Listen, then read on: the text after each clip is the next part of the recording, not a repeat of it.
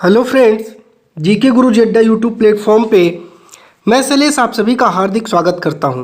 प्यारे साथियों, जैसे कि आप सभी को पता होगा, सीटेट की कंटिन्यू क्लास आपकी चल रही है।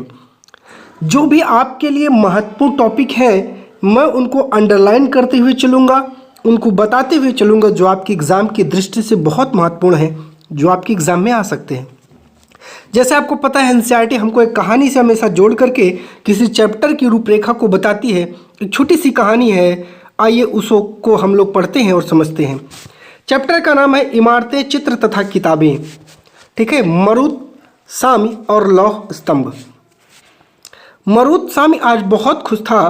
पहिएदार कुर्सी में बिठाकर उसका भाई उसे कुतुब मीनार दिखाता हुआ प्रसिद्ध लौह स्तंभ के सामने ले आया।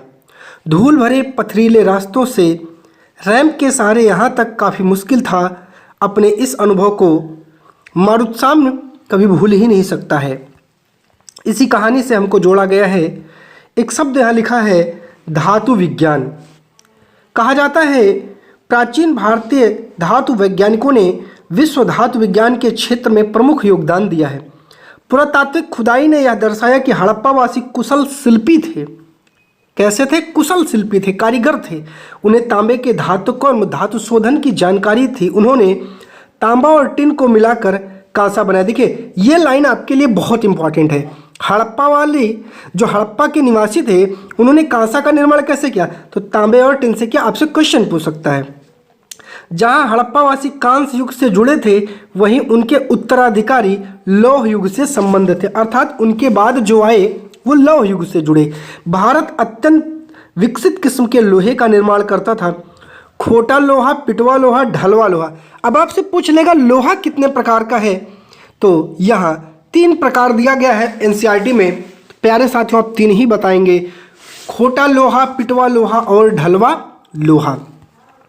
लौह स्तंभ का ये जो इमेज मैं आपको दिखाता हूँ, यह महरौली दिल्ली में है। पहले इस इमेज को आप अच्छे से देख लीजिए। अब मैं इसके बारे में आपको थोड़ी सी जानकारी देने का प्रयास करता हूँ। प्यारे साथियों, आइए हम लोग अपनी इस चर्चा को आगे ले चलते हैं। लौह स्तंभ महरौली दिल्ली में कुतुब मीनार के परिसर में खड़ा है। कहाँ है ये? जो कुतुब मीनार बना है उसी के परिसर में है। लौह स्तंभ भारतीय शिल्पकारों की कुशलता का एक अद्भुत उदाहरण है। इसकी ऊंचाई 7.2 मीटर और वजन 3 टन। आपसे इसकी ऊंचाई भी पूछ सकता है और वजन भी पूछ सकता है। इसका निर्माण लगभग 1500 साल पहले हुआ। इसके बनने के समय की जानकारी हमें इस पर खुदे अभिलेख से मिलती है। इसमें चंद्र नाम के एक शासक का जिक्र है जो संभवतः गुप्त वंश के थे।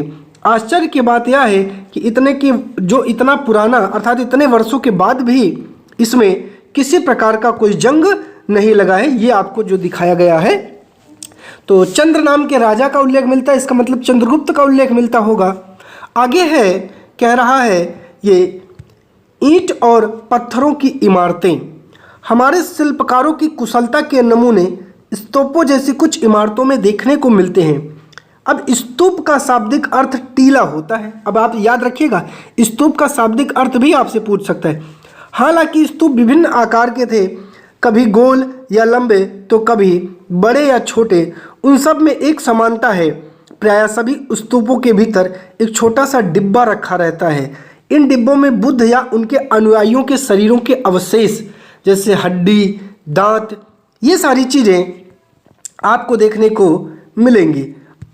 ठीक है। या उनकी राख, उनके द्वारा प्रयोग की गई कोई चीज़ या कोई कीमती पत्थर अथवा सिक्के आपको मिलते हैं। इसे धातु मंजूषा कहते हैं। प्रारंभिक स्तूप धातु मंजूषा के ऊपर रखा मिट्टी का टीला होता था।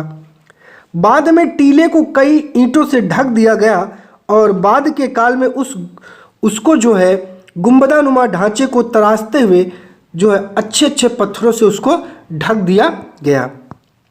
समझते चलिएगा, यहाँ से क्वेश्चन बहुत बनेंगे।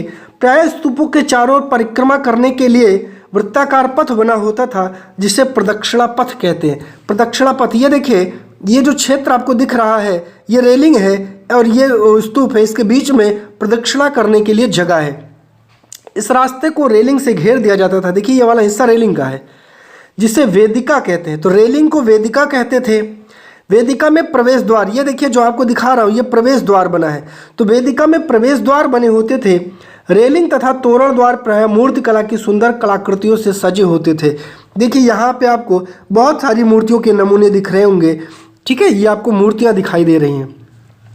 मानचित्र 7 पृष्ठ 105 में अमरावती ढूंढो, यहाँ कभी एक भव्य स्तूप हुआ करता था। लगभग 2000 साल पहले इस स्तूप को सजाने के लिए शिलाओं पर चित्र उकेरे गए।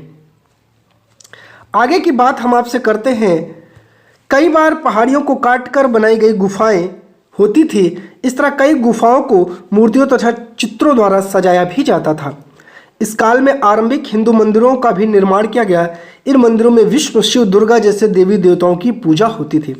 मंदिर का सबसे महत्वपूर्ण भाग गर्भगृह होता है। अब गर्भगृह का मतलब समझिएगा, मुख्य देवी या देवता की मूर्ति को रखा जाता है। गर्भगृह में क्या होता है, जो भी मेन देवी देवता है उसी की मूर्ति रहती है। इसी स्थान पर पुरोहित धार्मिक अनुष्ठान करते हैं और भक्त पूजा करते हैं। अक्सर गर्भगृह को एक पवित्र स्थान के रूप में दिखाने के लिए आगे बताते हैं, ये एक इमेज दिखाया गया है। वो जो इमेज आपने ऊपर अभी देखा था वो सांची का स्तूप है, मध्य प्रदेश में है। आगे कहता है इस तरह के स्तूपों का निर्माण कई सालों तक चलता रहा। इस स्तूप में ईंटों का प्रयोग संभवतः अशोक के जमाने का है, जब रेलिंग और प्रवेश द्वार बाद के शासकों के काल में जोड़े गए, ठीक है। और ये अमरावती की एक शिल्पकारी आपको दिखाई गई है। कितना सुंदरता, कितना भव्य नमूना आपको यहाँ दिखाया गया है, ठीक है। आइए, उत्तर प्रदेश के भितरगांव का एक आरंभिक मंदिर है ये वाला। 150 साल पहले पक्की ईंटों और पत्थरों से बनाया गया था। दाएं क्या है, महाबलीपुर के एकास्मिक मंदिर। ये महाबलीपुर का एकास्मिक मंदिर है जो एक विशाल पहाड़ी को तराश करके बनाया गया है। आइए, भीतरगांव जैसे मंदिरों में उसके ऊपर काफ़ी ऊंचाई तक निर्माण किया जाता था, जिसे शिखर कहते हैं। ये ऊपर के हिस्से को क्या कहते हैं हम लोग, शिखर कहते हैं, ठीक है। शिखर निर्माण के कठिन कार्य के लिए सावधानी से योजना बनानी पड़ती थी। अधिकतर मंडपों, जो मंदिर है उनमें मंडप नाम की एक जगह होती थी। यह एक सभागार होता था, यहाँ लोग इकट्ठा होते थे। तो मंडप क्या होता था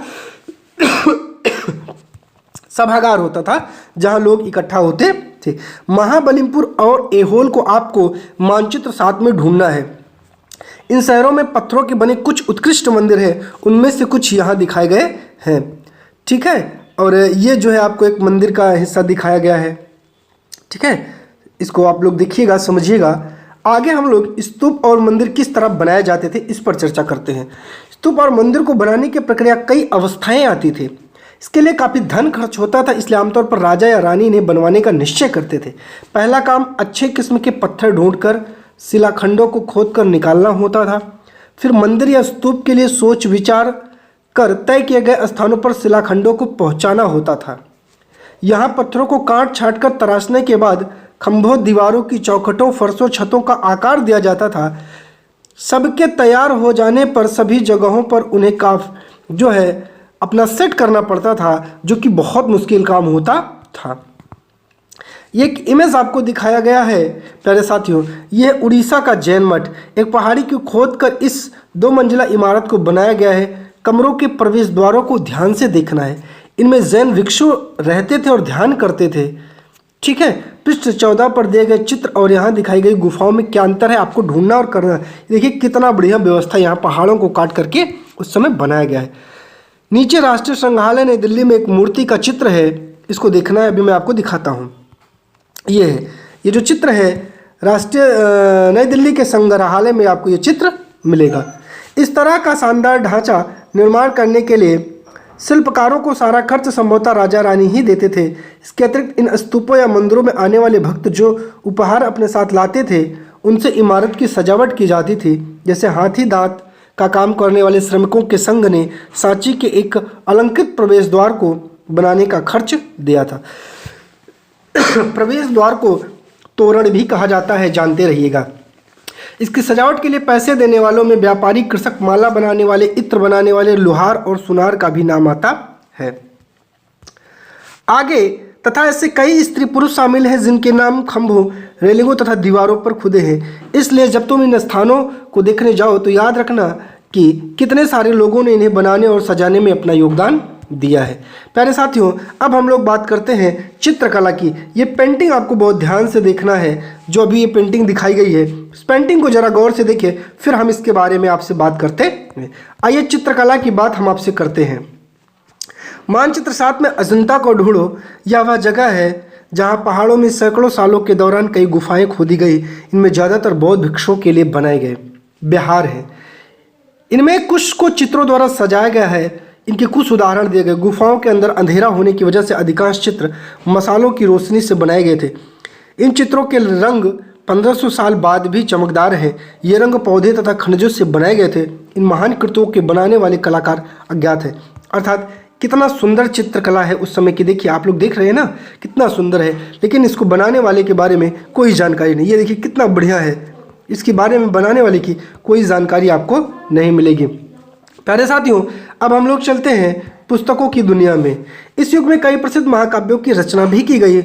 उत्कृष्ट रचनाओं में स्त्री पुरुषों की वीर गाथा और देवी देवताओं से जुड़ी कथाएं भी मिलती हैं। करीब 1800 साल पहले एक प्रसिद्ध तमिल महाकाव्य, ठीक है, सिलप्पदिकारम की रचना इलांगो नामक कवि ने की। इसमें कोवलन नाम के एक व्यापारी की कहानी है। वह पहाड़ में रहता था। अपनी पत्नी कन्नगी की उपेक्षा कर वह एक नर्तकी माधवी से प्रेम करने लगा। बाद में वह और कन्नगी पहाड़ को छोड़कर मदुरै चले गए। वहाँ पांड्य राज्य के दरबारी जौहरी ने कोवलम पर चोरी का झूठा आरोप लगाया, जिस पर राजा ने उसे प्राणदंड दे दिया। कन्नगी, जो अभी भी उसे प्रेम करती थी, इस अन्याय के कारण दुख और रोष से भर गए। उसने मदुरै शहर का विनाश कर डाला। ठीक है, ये कहानी का वर्णन है। और इसके बाद हम लोग चलते हैं एक और तमिल महाकाव्य मणिमेखलाई, जो करीब 14 साल पहले सत्यनार द्वारा लिखा गया। अब आपसे पूछेगा मणिमेखलाई किसकी रचना है, तो सत्यनार द्वारा लिखा गया है। इसमें कोवलम तथा माधवी की बेटी की कहानी है। ये रचनाएं कई सदियों पहले ही खो गई थी। उनकी पांडुलिपियां दोबारा लगभग 100 साल पहले मिली। अन्य लेखक जैसे कालिदास के बारे में आपने क्या है कि अध्याय 10 में पढ़ा है, जो कि संस्कृत में अपने लेखों को लिखा करते थे। प्यारे साथियों, आगे आते हैं। मेघदूत का एक श्लोक यहाँ दिया गया है, जिसको आप पढ़ लीजिएगा और समझ लीजिएगा। इसके बारे में आपसे नहीं पूछेगा मेघदूत का श्लोक बताइए, ठीक है। और आगे थोड़ा सा चलते हैं। पुरानी कहानियों का संकलन तथा संरक्षण। हिंदू धर्म से जुड़ी हुई जो कहानियाँ हैं बहुत पहले से प्रचलित थी। इसी काल में लिखी गई। पुराण भी इसमें शामिल है। पुराण का शाब्दिक अर्थ प्राचीन, शाब्दिक अर्थ है प्राचीन। पुराण का मतलब क्या होता है प्यारे साथियों, तो पुराण का मतलब होता है प्राचीन।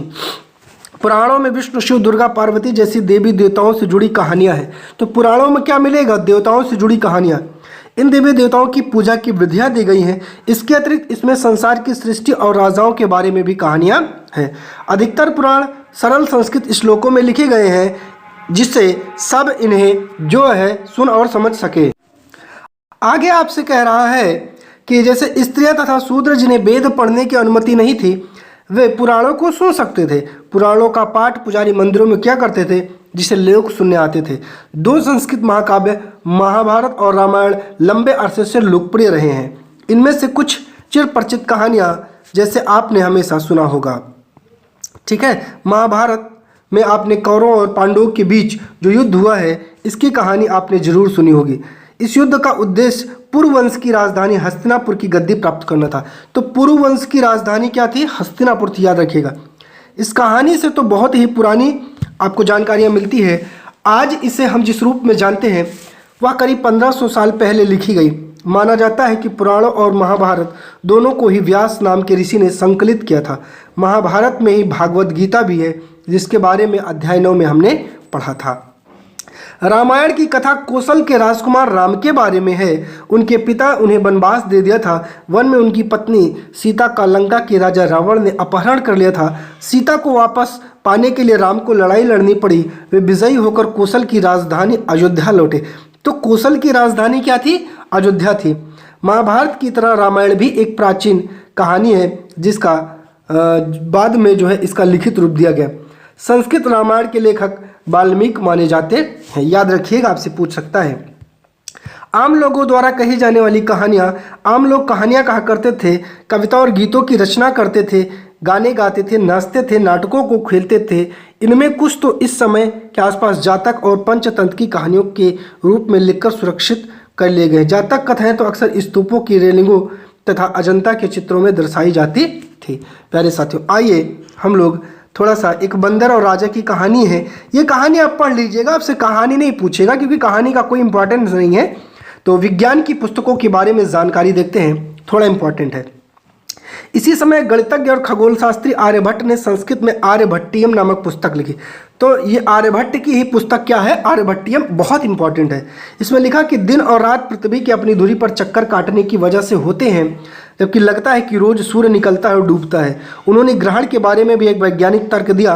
उन्होंने वृत्त की परिधि को मापने का भी जो विधि है ढूंढ निकाली, जो लगभग उतनी ही सही है जितनी कि आज प्रयुक्त होने वाली विधि है। वराहमिहिर, ब्रह्मगुप्त, भास्कराचार्य जैसे कुछ अन्य गणितज्ञ और खगोलवेत्ता थे जिन्होंने कई खोजें की। अब इसके बारे में कुछ और पता लगाएं। मैं आपको शून्य और आयुर्वेद से परिचित करवाता हूँ। अंकों का प्रयोग पहले से होता रहा था, पर अब भारत के गणितज्ञों ने शून्य के लिए एक नए चिन्ह का आविष्कार किया। गिनती की यह पद्धति अरबों द्वारा अपनाई गई और तब यूरोप में भी फैल गई। आज पूरी दुनिया यही प्रयोग करती है। आयुर्वेद चिकित्सा विज्ञान की एक विख्यात पद्धति जो प्राचीन भारत में विकसित हुई। प्राचीन भारत में आयुर्वेद के दो प्रसिद्ध चिकित्सक थे, चरक द्वितीय शताब्दी ईस्वी में और सुश्रुत चौथी शताब्दी ईस्वी में। चरक द्वारा रचित पुस्तक चरक संहिता औषधि शास्त्र की एक उल्लेखनीय पुस्तक है। और सुश्रुत संहिता, सुश्रुत ने शल्य चिकित्सा की विधियों का वर्णन किया, अर्थात ऑपरेशन की विधि का वर्णन सुश्रुत ने किया है। ठीक है, जैसे कहते नहीं चीरोगे तो सू सू सू सू करोगे, अर्थात सुश्रुत ने सुश्रुत संहिता अर्थात ऑपरेशन पद्धति का इन्होंने जो है वर्णन किया है। इसके बारे में थोड़ा सा अन्यत्र की जानकारी रखते हैं। कागज़ हमारे रोज़मर्रा की ज़िंदगी का हिस्सा बन गया है। किताबें हम पढ़ते हैं वे कागज़ पर छपती हैं। इसी तरह के लिए जो है हम बहुत सारे कामों के लिए कागज़ का प्रयोग कर रहे हैं। कागज़ का आविष्कार करीब 1900 साल पहले काइलून नाम के व्यक्ति ने चीन में किया था। बहुत इंपॉर्टेंट है, कागज़ का आविष्कार कब हुआ था? 1900 साल पहले। किसने किया था? काइलून ने किया था। लून कहाँ का था? चीन का था। उसने पौधों के रेशे, कपड़े, रस्सियों और पेड़ की छालों को पीट पीट कर लुगदी बनाकर उसमें पानी में भिगोया, फिर लुगदी को दबाकर उसका पानी निचोड़ा, तब सुखाकर कागज़ बनाया। आज भी हाथ से कागज़ बनाने के लिए इसी विधि को अपनाया जाता है। कागज़ बनाने की तकनीक को सदियों तक गुप्त रखा। करीब 1400 साल पहले यह कोरिया तक पहुंच गई, मतलब 500 सालों तक चीन ने इस बात को गुप्त रखा था। उसके बाद इसके तुरंत बाद जापान तक फैल गई। 1800 साल पहले यह बगदाद में पहुंची, फिर बगदाद से यूरोप, अफ्रीका और एशिया के अन्य भागों में फैली। इस उपमहाद्वीप में भी कागज़ की जानकारी बगदाद से आई है। तो हम लोग कहाँ से सीखे? बगदाद से सीखे। प्यारे साथियों, वीडियो को ज़्यादा से ज़्यादा शेयर करिए, चैनल को सब्सक्राइब करिए और हमारे द्वारा दी गई जानकारी अगर आपको अच्छा लग रही हो तो चैनल को सब्सक्राइब जरूर करिएगा। आप सभी का चैनल पर जुड़ने के लिए बहुत बहुत धन्यवाद प्यारे साथी।